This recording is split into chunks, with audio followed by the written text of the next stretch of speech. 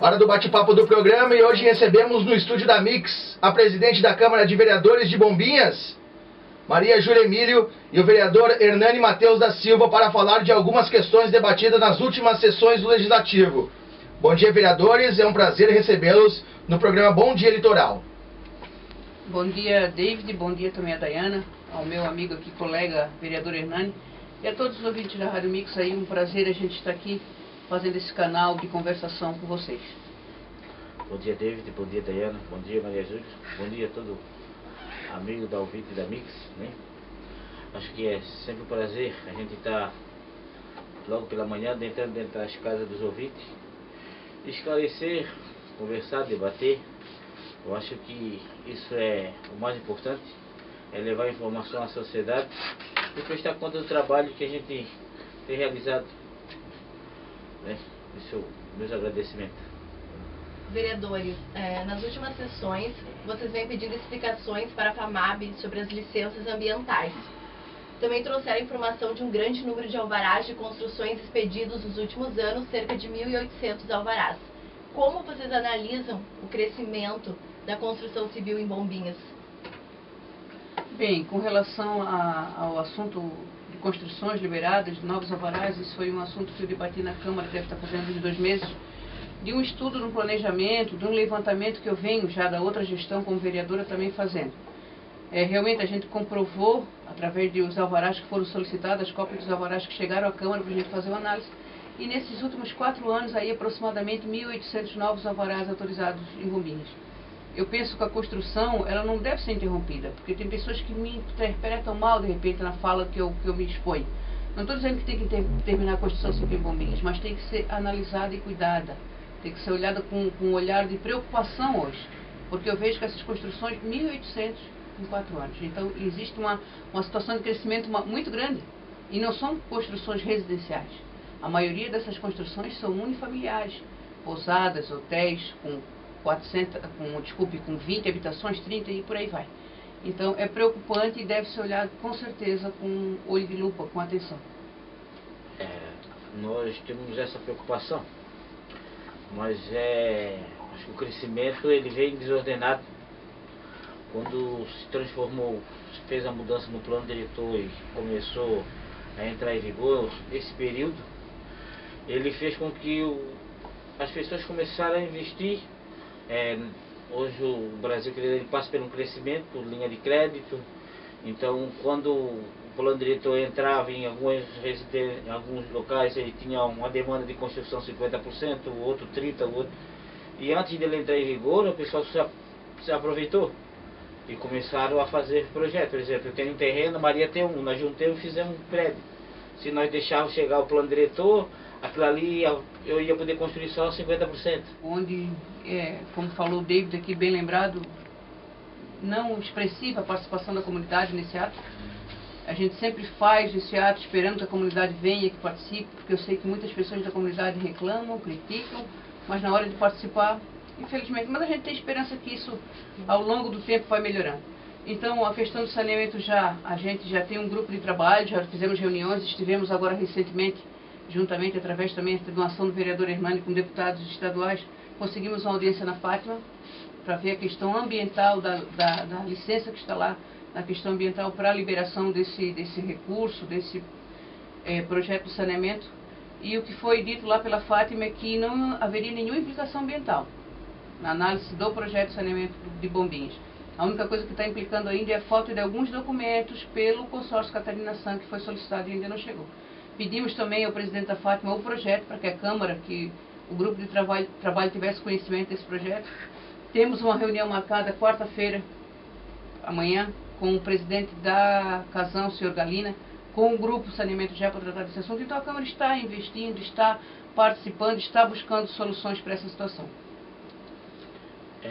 Esse grupo Saneamento já, ele, na realidade, nós começamos devido à temporada de verão, problema de trânsito, e aí se falava muito em novos acessos.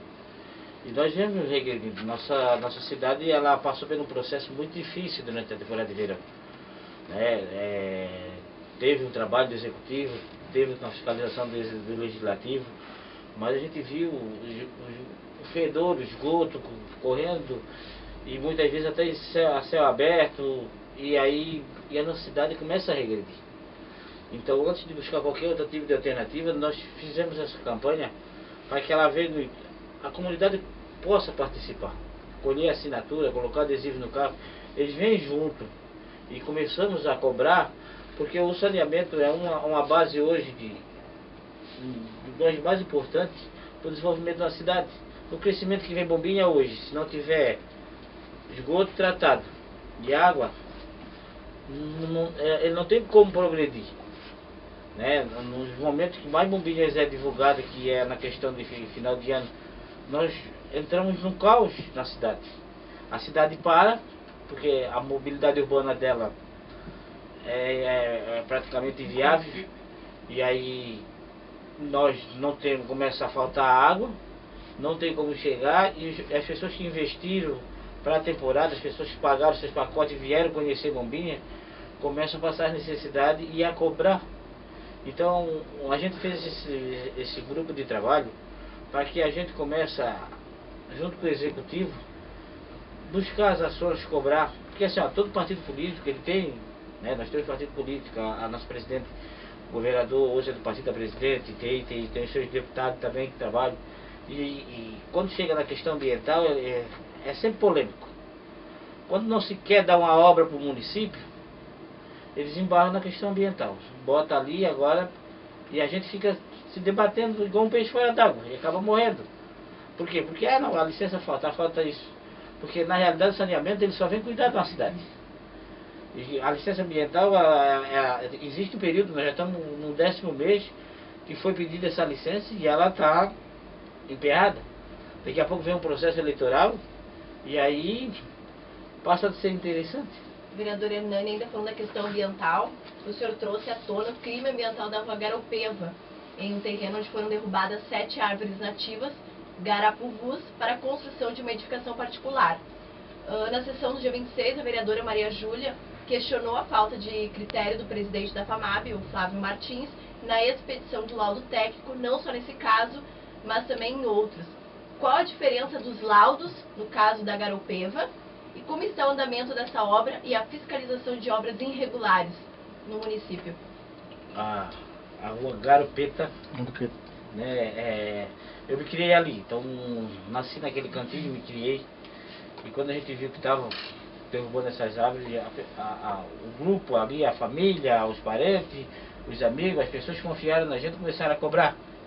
Vereador, isso aqui, quando eu cheguei na rua, eu vi que tinha um garapuvu que estava, e garapuvu tem uma proteção especial. E aí o critério, né, quem seria a gente para proibir um dono de um terreno que paga seus impostos de construir? Mas existe critério que é usado para um e não são usados para outro. A maneira com que foi construído e que foi liberada essa licença.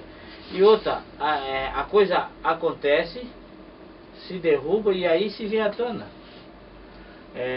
As reuniões que aconteceram no Conselho da Cidade, onde liberaram a obra, tudo que aconteceu, ela primeiro acontece, se fecha no grupo e daqui a pouco, quando vê, vão ali simplesmente do início, no prazo de 10 dias, onde se tínhamos o feriado de Páscoa, pronto, não existe mais. Não tem como mais recuperar, simplesmente aproveita, agora bota tudo embaixo, já leva a máquina no dia seguinte, tira tudo de lá e quando chega lá no outro dia não tem mais nada. Então eu acho sim que faltou posicionamento da FAMAB em relação a isso. A gente vê que eles têm um critério rigoroso para muitos e para outros não existe esse critério. Então a gente cobrou sim, os documentos chegaram à Câmara, não ainda aceitamos da maneira com que foi feito, tá? Porque a gente temos muito que crescer, as leis hoje do município existem suas brechas, suas falhas, e ele usa isso para beneficiar uns e os outros, entende? Ele julga mais poder aquisitivo, então isso me deixou muito triste. Não tenho nada contra a construtora que vai construir, né, quando eles buscam os seus direitos, mas eu acho que a maneira que aquilo foi feita, poderia se construir casas no meio das árvores, fazer um projeto bonito e trazer ali, fazer com que a natureza seja beneficiada e o próprio morador. Não fizeram luxo para botar tudo embaixo. E eu acho que esse foi o pecado da FAMAB e até no conselho da cidade, na hora de liberar a obra. Eu só queria completar a fala do vereador Hernani, até que foi um assunto que eu me expus também, fiz as minhas considerações. Quando eu falei, o primeiro momento, sobre a questão do conselho da cidade, sobre os pareceres, desentendimentos e falta de pareceres, de opiniões iguais dentro da FAMAB, eu não levantei isso ao vento. Eu fui através de documentos, de relatórios, de todas as atas do conselho, de todos os pareceres expedidos pela FAMAB. O que o vereador fala, quando o vereador fala que o construtor ou o proprietário tem o seu terreno e deve ser respeitado, eu entendo, mas tem terrenos que têm suas limitações, de zoneamento, de ZPP, se pode ou não construir, qual é o número de edificação que ali pode estar. Então, eu acho que essa falta de entendimento, de pareceres compatíveis de ideias na FAMAB, é que chamou minha atenção. Não estou questionando o profissional Flávio, presidente da FAMAB, que é uma pessoa que eu tenho uma proximidade, que eu, desde a outra gestão a gente se reunia, conversava, discutia os assuntos dessa situação, mas eu estou discutindo o porquê que aquele parecer dos 5 técnicos da FAMAB não chegou ao Conselho da Cidade, que foi a ele que foi dirigido. Por que esse documento é tão importante? Porque ali tem uma série de restrições e considerações de 5 técnicos, sendo 2 biólogos, engenheiro sanitarista, engenheiro ambiental, geógrafo. E por que não chegou? Qual é o objetivo de não ter o Conselho da Cidade aquela pauta para ser discutido em relação justamente àquela obra? E também não tem nada contra o construtor e pessoas nenhuma deste município. Só penso que tem que ser analisado com calma, e bem como o vereador Hernani coloca. Algumas situações e brechas da lei, excepcionalidades da lei, para uns tudo pode, e para outros tem restrições que nunca vão conseguir construir nada. Então é isso que a gente coloca. E o Conselho da Cidade, o meu questionamento é com relação que todas as atas analisadas, muito pouco se vê de planejamento da cidade. É isso, eu ia perguntar para a senhora, até que na última sessão, no dia 26, a senhora afirmou que o Conselho da Cidade gere as suas pautas com mais interesses particulares do que coletivos. Em cima dessas atas que a senhora está nos falando agora, vereadora, produzidas pelo órgão, como a senhora chegou nessa conclusão e quais os trechos pertinentes nas atas são coniventes com esse pensamento? Porque assim, analisando as atas, desde 2013, do ano de 2013, a gente analisou e viu com o jurídico da casa que os pontos pontuais, assim como você falou, analisados pelo Conselho, eles se resumem praticamente em possíveis construções irregulares. Ou é recuo do muro, ou é o zoneamento, ou é o número de pavimentos. Então, assim, são questões pontuais, particulares, não são questões que vai estudar a mobilidade do município, como o vereador Hernani falou, da dificuldade que temos no verão. Não é assunto que vai falar de drenagem, de situações de obras públicas, de interesse coletivo. Hoje, a reunião do Conselho da Cidade, ele foge do objetivo principal, que é o coletivo da cidade, que é o planejamento da cidade. Então, foi ali naquela ata que eu pude analisar essas situações. Outro assunto muito debatido foi a falta de prestação de contas da ANFORE, instituição presidida pela prefeita Ana Paula da Silva, à Câmara de Vereadores. Qual a explicação da prefeita sobre o ocorrido e se o Legislativo aprovou outro convênio com a instituição depois da negativa de prestação de contas? Isso é um assunto, vou pedir o vereador Hernani para explicar, depois ele vai dar seu ponto de vista também com relação a isso. A questão da ANFORE foi, faz um tempo atrás, do vereador Lauro, aprovado em plenário, aprovado pelos demais vereadores, que solicitava da instituição ANFORE os valores repassados através de diária para prefeito, vice-prefeito, secretário. E naquele momento, esse ofício foi respondido de forma que foi trazido à Câmara que o Legislativo podia buscar essa informação no próprio Executivo. Mas entendo o vereador Lauro, e eu defendo a opinião dele também, que essa instituição ANFORE, que já vem sendo constituída aí ao longo de tempo aí na nossa região, que cuide dos municípios da região da Foz do Rio Itajaí, aqui Bombinhas, Porto Belo e os demais municípios, são 11, se eu não estou enganado, já vem há muito tempo tendo aí os recursos, esses municípios passando valores, passando recursos, até para a própria construção da sede da ANFORE. O município de Bombinhas já fez doação em valores. Então foi uma instituição que sempre foi tratada com muito respeito pelo Legislativo de Bombinhas. Eu penso que assim, se o Legislativo representa a comunidade, a ANFORE, a Associação ANFORE, sempre teve o respeito da comunidade de Bombinhas, em todas as ações. Então a gente se achou uma falta até de respeito da própria associação e não respondeu o requerimento do vereador. Conversando com a prefeita a respeito disso, ela hoje é a presidente da ANFORE, então esse é um questionamento também que fica na mente dos vereadores, e ela me explicou uma série de situações, e a última conversa que eu estive com ela foi na segunda-feira passada. Desculpe, ela me falou que através de uma deliberação do colegiado da ANFORE foi discutido esse assunto, a falta de informação que não veio a Bombinhas, e foi colocado em ata e discutido que não seria passada informação nenhuma da instituição ANFORE a nenhuma Câmara Municipal. Então a gente fica, parece que existe uma liminar que dá esse direito à ANFRE por outros casos que já aconteceu. Não entendo, não concordo, acho que é uma instituição que está ali, que recebe doações, que recebe subvenções. Outros projetos já foram aprovados depois dessa discussão, até porque é o seguinte, o vereador tem que ter uma linha. Não adianta nós fecharmos todas as portas e trancarmos todos os projetos de liberação para a ANFRE, sendo que são projetos importantes para o desenvolvimento desse município. Seja Leopoldo Zarlin, que a ANFRE apresenta projetos, seja o Trapiche de Morrinhos. Então, você tem que ter um entendimento. Hoje existe um projeto na casa que fala de recursos à ANFRE, que eu, como presidente, tomei a liberdade e pedi aos vereadores que tivessem calma, que esperassem um posicionamento novamente da presidente da ANFRE, que é a nossa prefeita, com relação a essa cópia da ata que ela ficou de nos passar. Nós nunca aprovamos tanto projeto em relação a repasse, né, para essa instituição ANFRE. E quando a gente pede uma informação, até eles podiam ter mandado a resposta de outra maneira, mas simplesmente eles ignoraram o pedido. Eles chegaram e disseram, não, você não tem nada a ver com isso aqui não é coisa de vocês, nós só queremos dinheiro para nós fazer os projetos.